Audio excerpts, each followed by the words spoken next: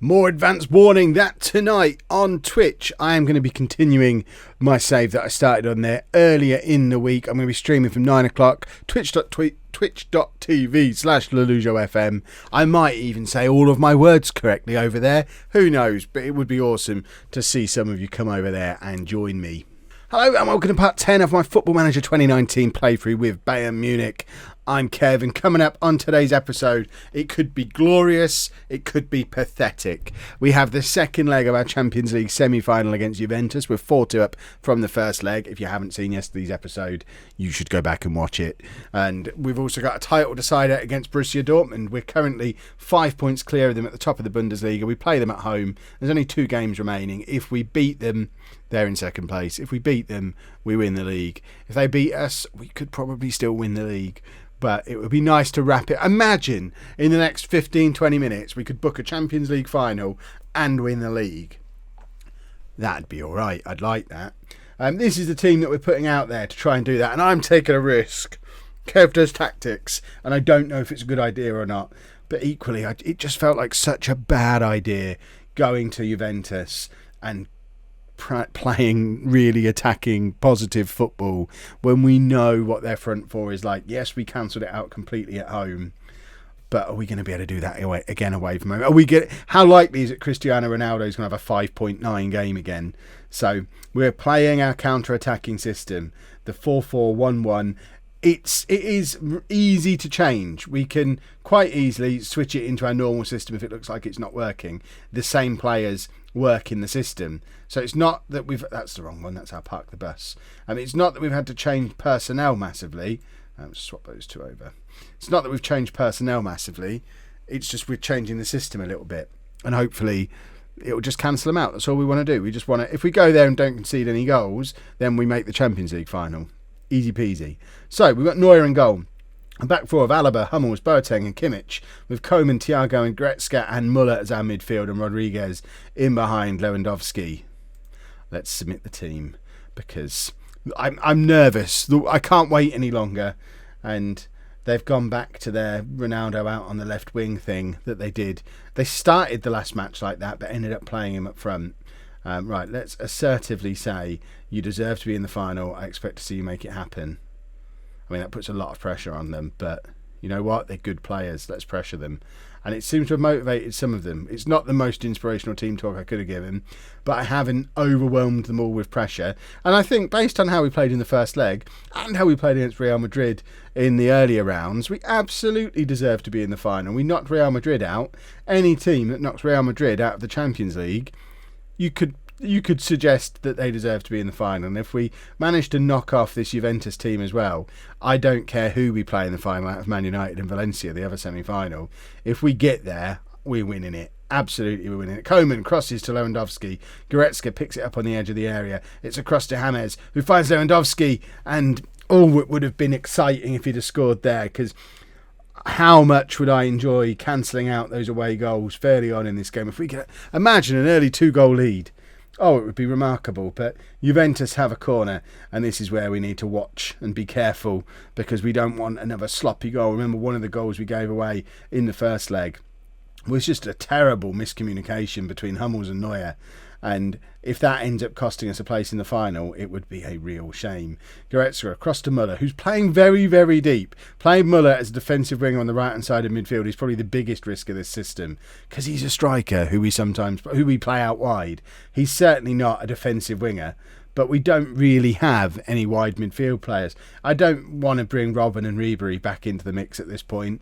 I made a decision earlier in the year that I was done with Robben and Ribery. They were too old, too broken. We did get some good performances out of them very occasionally, but this isn't the time to bring either of them back into the team after they've not even been on the bench for months at this point. So we could have played Forsberg, maybe, put Koeman over on the right-hand side of midfield, got Forsberg in on the left. That could have potentially worked, but Muller doesn't deserve to be dropped for this game. So I haven't dropped him, and hopefully he'll show me that he's reinventing himself as a defensive winger in a Champions League semi-final. Yikes, I'm already regretting this. We've got Gnabry who could have played out there as well. There are a number of options we had, and I decided, we could have pushed Alaba further forward and brought Rafinha into the team and moved Coman over the other side, that would have worked too. There were plenty of ways to not play Muller on the right hand side of midfield. James Rodriguez, he got a knock in the last episode and he is tiring fast, but we're doing well. Passionate. We've got an aggregate lead now. Let's make sure we hold on to it. They haven't responded to that at all. I'm just going to check on Rodriguez, because we did have a media report come in saying he was missing the game, but we've played him anyway. But he is tired. It's the one position we don't really... I mean, I guess we could put Muller there and then fix this midfield problem that we've got and do that. To me, that looks more sensible. So we're going to go out in the second half and do that. It's not ideal playing Muller in behind Lewandowski, because the reason we started using him as a round all the time is because he never really mastered this role. But in the circumstances, I think the midfield four looks better, and our priority at this point is don't concede. If we don't, like I said at the start, if we don't concede a goal, we make it to the Champions League final, and I think we're less likely to concede with those wide players on, because they're more natural in the positions that we're asking them to play in. But Juventus are running at us here, and have they taken Ronaldo off? Have we cancelled Ronaldo out of both legs of a Champions League semi-final? We've just Ronaldo. Who is he? Wowzers. I'm quite proud of that. Right, we're going to bring on Timo Werner, because why not? 20 minutes to go. Let's bring on probably the top scorer in Europe. Oh, that's terrifying, because now if they get another one, they're through on away goals. That's the last thing we wanted to see happen. I don't want to see it again. We are still going to make the change, but at what point do we change the tactic? Oh, this is a horrible situation. We've got to grab another goal now, but we've given the ball away and we win it back, which is good. And now we need to do a special counter-attacking. Coman, got to beat his man. Werner's in the middle and cuts it back to Muller. Muller scores. Oh, that's my first excitable celebration of FM19, because what an important goal that is. It's an immediate reply as well. It's exactly what we needed. And it's tactical genius from Kev, because I moved Coman from left to right and I moved Muller from right into that position in behind the striker, and the two of them combined to grab us the goal. And I told you Thomas Muller didn't deserve to be dropped for the Champions League semi-final, and he's just repaid that faith in me by just being awesome. Kingsley Coman's injured now. We're going to take him off. We've got Gnabry on the bench. We've got Renato Sanchez on the bench. I'm just going to bring Gnabry on, I think. I mean, that doesn't... Neither of them really want to play on that right wing. Does that work better? No. We'll just play Gnabry there. It's 10 minutes. It's fresh legs. Gnabry was brilliant earlier in the season. He's kind of fallen off the pace a little bit. I think probably once he was part of the emerging young players who fought off the challenge of Robben and Ribéry. Once it became obvious those two were done and he was a secure part of our regular first team squad, he's gone off the boil a bit. I don't know.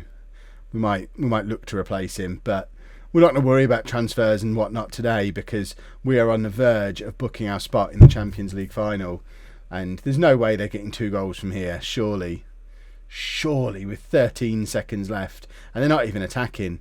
We've cancelled out their star man. They're out of ideas. We have outplayed Juventus. I've out-tacticked an Italian team in Europe. Wowzers. We're in the Champions League final in our first season of FM19. That is insane. Congratulations on getting to the final, gentlemen. Well, if we win that, we're absolutely not doing a second season, because once we've won everything, we're done. This might be a one-season save, but the most spectacular one-season save of my life. We could be about to win the Bundesliga as well. Well, it's Manchester United, who are... Let's have a look at the Premier League. Oh, I don't have the Premier League loaded. We don't know how they got on, but we're playing them in the Champions League final. I don't know how I feel about this as a training plan.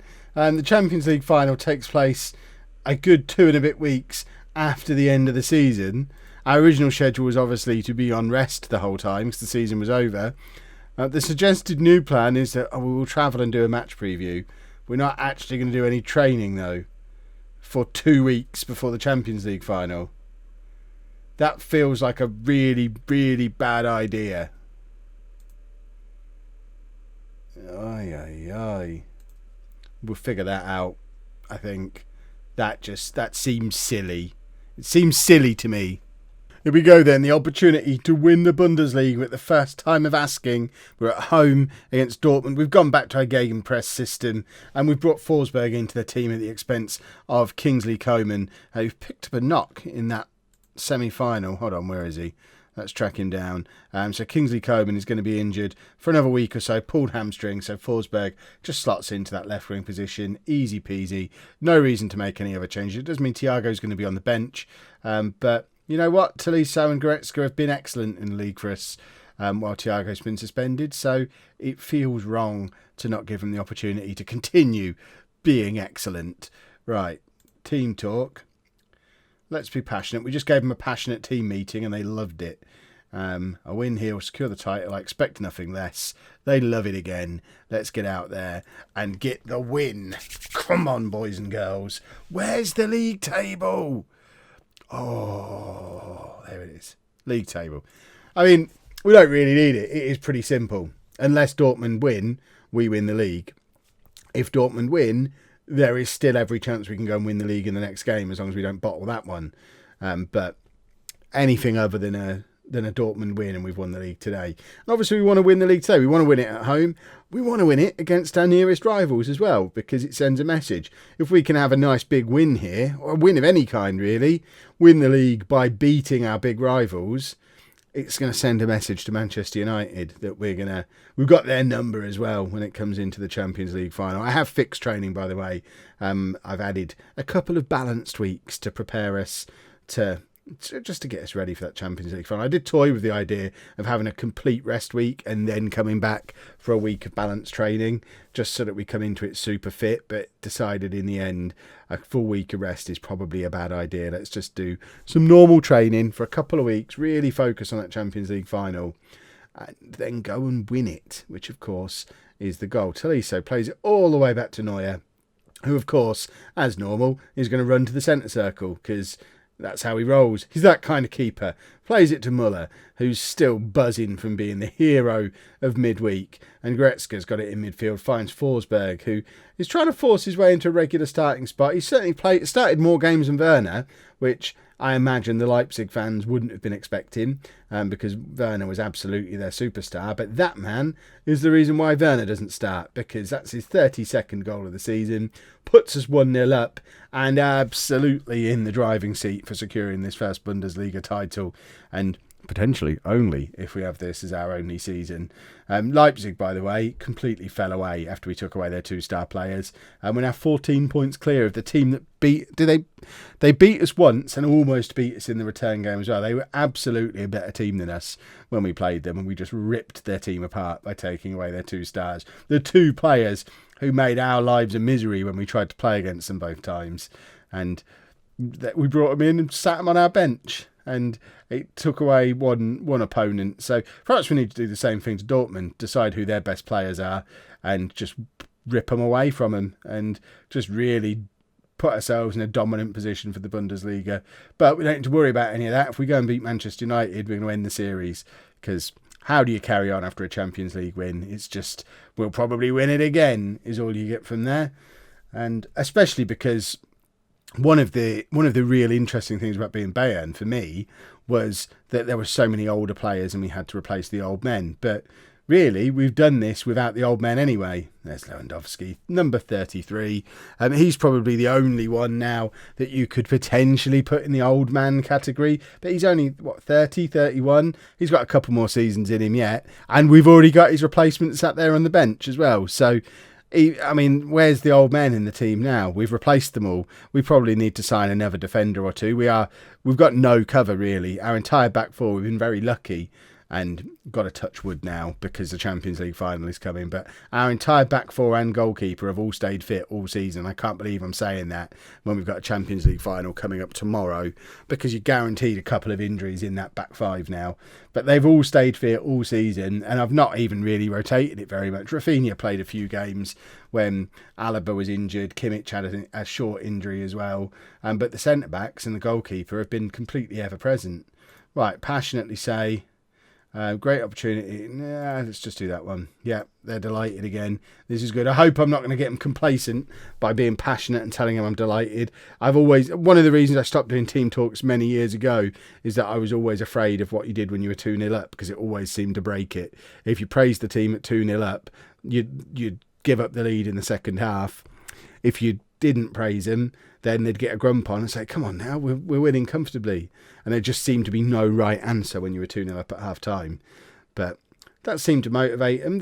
We've got composed, confident, motivated players out there. So we've not made them complacent, which is a good thing. Goretzka now finds Hummels. Hummels across to Lewandowski. There's his hat-trick. 34th goal of the season. A hat-trick in the title decider. That's how you do it, boys and girls. And there was a time, with the first month or so after Werner arrived, where I fully expected Timo Werner to be our starting striker by the end of the season. And Lewandowski had other ideas. And that's how you win the Bundesliga, with a dominant hat-trick. Goretzka, is this a replay? Has it been disallowed? No? I don't really know what we're being showed there. It counted. Weird. I thought it was a carbon copy of the same goal. Right, Dortmund are trying to have an attack, bless them. But there's Rodriguez. And I guess we probably need to be thinking in terms of checking fitness, saving players for the Champions League final. Now, we have got one more league game. I'm obviously not going to show you that, because what's the point? We've already got the League One at this point. So tomorrow's episode will just be the Champions League. Just the Champions League final. Dortmund have just brought on Jadon Sancho. Perhaps we'll sign him in the summer. Just whip him away from Dortmund and any other potential players that they've got, because we don't want them to get wonder kids who make them better, because we want to continue to be 8 points better than them next season. Alaba cross towards Lewandowski. He's going to grab number 4. It's back to Goretzka again, with Alaba again to Goretzka, and Lewandowski does grab number 4. It's his 35th goal of the season now. And I think at this point, he's just decided he's going to be top scorer in the Bundesliga. He was well behind Werner when he arrived, and I think if Werner had stayed at Leipzig all year, he was never catching him. But the fact that he's had so much more game time than him in the second half of the season, I think 4 goals today, he has now gone past Timo Werner. Lewandowski is top scorer in the Bundesliga, and that's where he will stay. And I think we can probably... Do we take him off, or do we just leave him on and see if we can grab a 5th? It seems cruel to all concerned to leave him on the pitch. Right, let's get Muller off. In fact, we're going to bring Werner on for Muller. We'll keep Lewandowski on the pitch, but we're going to play him out on that left-hand side as a Raumdeuter. And we're also going to take off Rodriguez for Wolf. And we'll see if Werner can reply. He's got 20 minutes to grab a couple for himself and put the pressure back on Lewandowski going into the last game of the season. Who's going to be the Bundesliga's top scorer? Goretzka to Wolf. Back to Tolisso. I should probably get Thiago onto the pitch at some point as well, just because he's been such an important player all season. I feel like he should probably be part of this match. Cross comes into Lewandowski. Forsberg's there, and I think that hit Werner and was deflected out. Forsberg crosses again. It's Lewandowski to Goretzka. Lewandowski, there's his 5th goal of the game. His 36th of the season. But it's Lewandowski 5, Dortmund 0. And this is one of the greatest performances I've ever seen from a striker in Football Manager. He didn't even want it. He tried to give it to Goretzka and say, look, you have it. He gives it straight back. He says, fine, I'll score again. I'm not even playing as a striker anymore. He's got the mythical 10. That, I think, is that time to take him off to maintain his 10 out of 10. They're so rare in Football Manager to get a 10 out of 10, but how could you argue today that Lewandowski doesn't deserve a 10 out of 10? 5 goals against the second best team in Germany, and they've got a consolation goal, but nobody cares because this has just been the Robert Lewandowski show. And I don't even want to see you replay. I want to see if you can get a double hat-trick, because there's a Steam achievement in it for me. I've already had one unlikely Steam achievement when we parked the bus with Chelsea. Imagine if I get another one for a double hat-trick, still in the beta. Right, Thiago's on for the last 10 minutes with the instruction, give the ball to Lewandowski. Let's let him grab number 6, Timo Werner. Remember when I was the best striker in the Bundesliga a few months ago? And now we're at a 6.7 with Mr. 5 Goals stood next to me. Supposed to be playing out on the wing, but he's basically playing up alongside him. Goretzka now. We've got 6 seconds to try and get the double hat-trick.